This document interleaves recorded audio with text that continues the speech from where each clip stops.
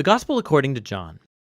In the first video, we saw that John wrote this book to make the claim that Jesus is the Messiah, the Son of God, the human embodiment of God's word and glorious presence who has come to reveal who God truly is. Then we explored how John designed the first half of the book to demonstrate this claim. Jesus performed miraculous signs and made huge claims about himself, that he is the reality to which Israel's entire history points. And this all generates controversy, however, and the Jewish leaders confront Jesus for all these claims, and it culminated with Jesus laying down his life for his friend Lazarus. By going near Jerusalem to raise him from the dead, Jesus sealed his fate.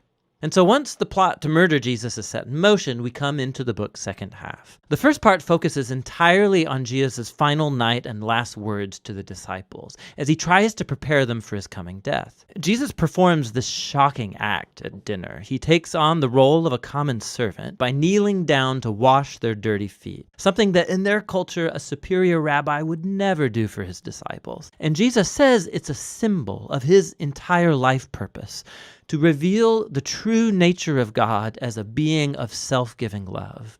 And it's also a symbol of what Jesus is about to do in becoming a servant and giving up his life to die for the sins of the world. And so this act leads to his great command to his disciples that they are to follow him by loving one another as he has loved them. Acts of loving generosity are to be the hallmark of Jesus' followers. This is what will show the world who Jesus is, and therefore who God is. Now from here, Jesus goes into a long, flowing speech that's concluded with a prayer, and you'll find the whole thing is unified by a few repeated themes. Jesus keeps saying that he's going away, which makes the disciples sad, but Jesus says it's for the best because it means that he will send the Spirit, also known as the Advocate.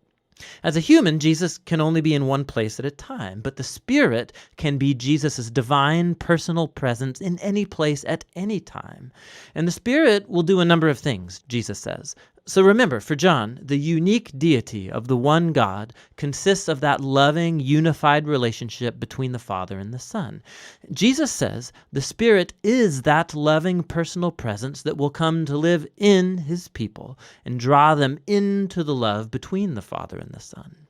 And so, Jesus says, his disciples are the ones who abide or remain in that divine love, the way that branches are connected to a vine. He's describing here how the personal love of God can permeate a person's life, healing, transforming, and making them new.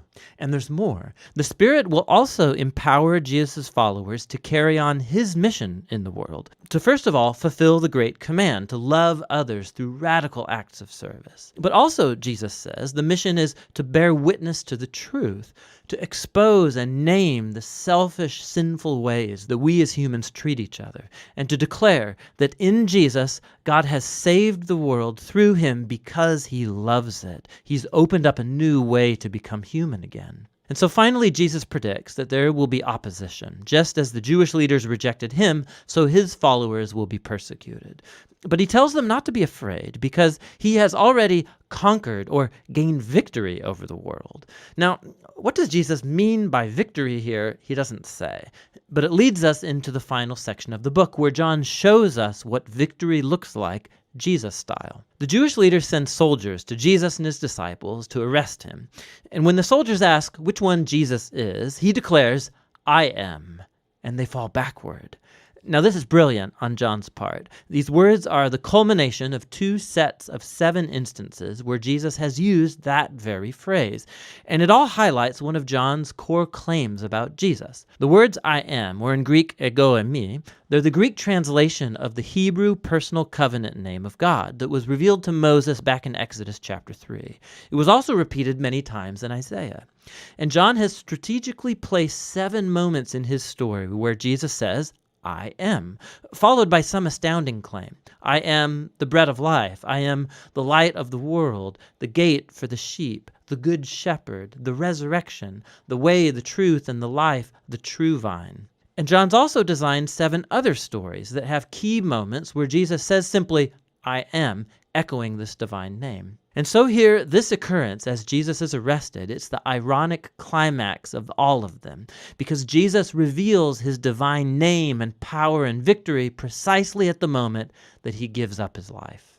After this, Jesus is put on trial for his exalted claims to be the Son of God and the King of Israel, first before the high priest and then before the Roman governor Pilate, who has to take seriously anyone who's charged with claiming to be the King of Israel. And Jesus tells Pilate that my kingdom is not from this world, meaning that he is a king and that his kingdom is for this world, but its radically different value system, its redefinition of power and greatness, none of this is derived from this world. Rather, they are defined by God's character that Jesus has revealed through his upside-down kingdom, which is epitomized by the cross. It's the place where the world's true king conquers sin and evil by letting it conquer him. And Jesus gains victory over the world through an act of self-giving love.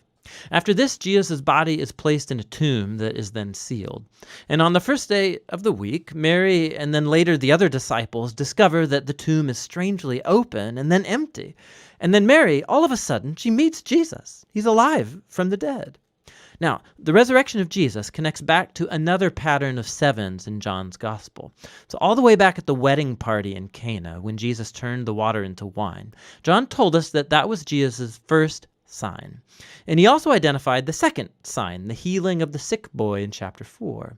But after this, John just lets you keep count. And if you have, you'll have noticed that the sixth sign was the raising of Lazarus from the tomb, which Jesus performed at the cost of his own life. And so that, and all of the signs, they point forward to this seventh and greatest sign at the culmination of the story, Jesus' own resurrection from the dead. It vindicates Jesus' claim to be the Son of God, the author of all life, whose love has conquered death itself.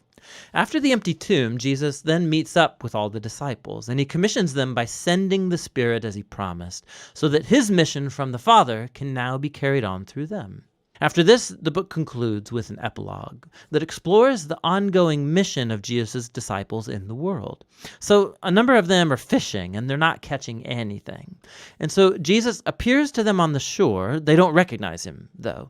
And he tells them to cast their net on the other side of the boat. And when they obey him, they catch a huge amount of fish, and it's only then that they recognize him as Jesus. Now, John's offering here a picture of discipleship to Jesus. His followers will be most effective in the world when their focus is not on their work as such, but on simply listening for Jesus' voice and obeying him when he speaks. That's when they will truly see him at work in their lives. After this, Jesus talks with Peter and then commissions him as a unique leader in the Jesus movement, indicating that he too will give up his life one day. But in contrast to Peter, the last moments of the story focus on the author of this gospel, the disciple whom Jesus loved. And unlike Peter, his job was not to lead the Jesus movement, but rather to spend his long life bearing witness to Jesus so that others might believe in him. And that's actually what he's done right here by authoring this amazing story about Jesus, the Messiah, the Son of God. And that's what the Gospel of John is all about.